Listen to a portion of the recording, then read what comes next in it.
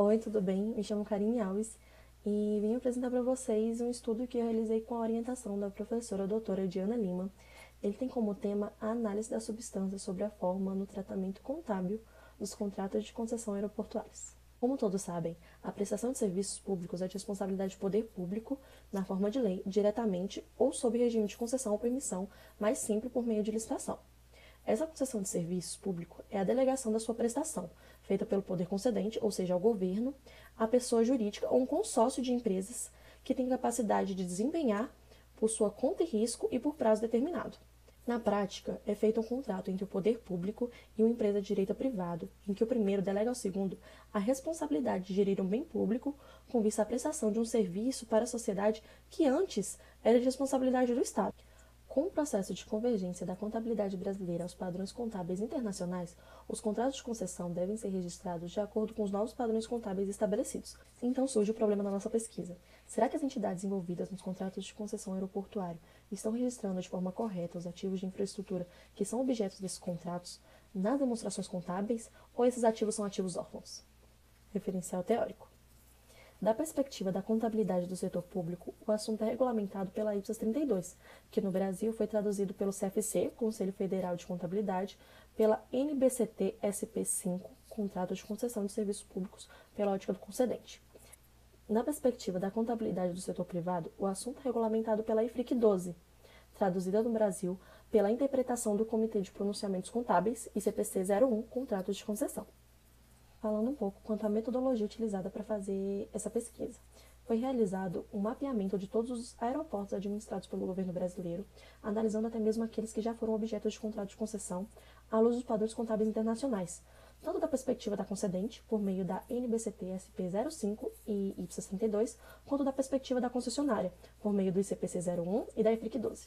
Tendo em vista que, de acordo com a NBCT SP de estrutura conceitual, o critério de reconhecimento do ativo deve considerar que o recurso é controlado no presente pela entidade.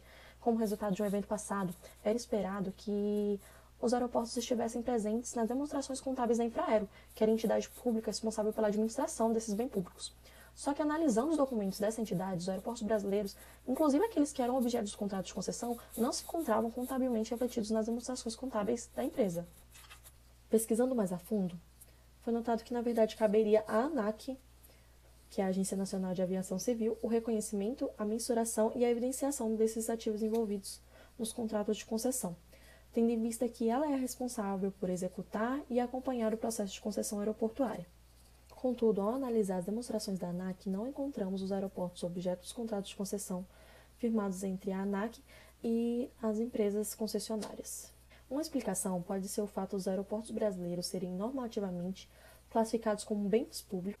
Em busca de respostas sobre registros contábeis relacionados aos aeroportos brasileiros, finalmente encontramos dados disponíveis no Balanço Geral da União, BGU. Porém, como podem ver, no quadro os valores estão registrados a título de aeroportos, estações e aeródromos.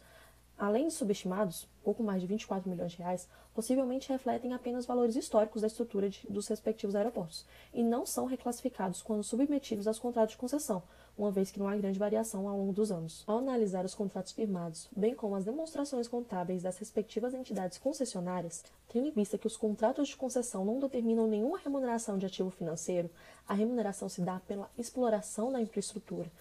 Eles devem ser classificados como ativos intangíveis nas demonstrações contábeis das entidades concessionárias. Levando isso em consideração, podemos afirmar que as entidades concessionárias estão seguindo as orientações do ICPC 01 e da IFRIC 12. Para concluir, a partir das evidências apresentadas, os achados do estudo mostram que, da perspectiva da entidade concedente, ou seja, do governo, os padrões contábeis não vêm sendo observados e estão em off-balance, tendo em vista que a ANAC, que é a entidade que controla e regula os serviços aeroportuários no Brasil, deveriam ser contabilizados por ela e não estão sendo nem os ativos que não foram objeto de contrato de concessão, nem os que já foram objeto de contrato de concessão e que deveriam ser reclassificados como ativos de concessão de serviços.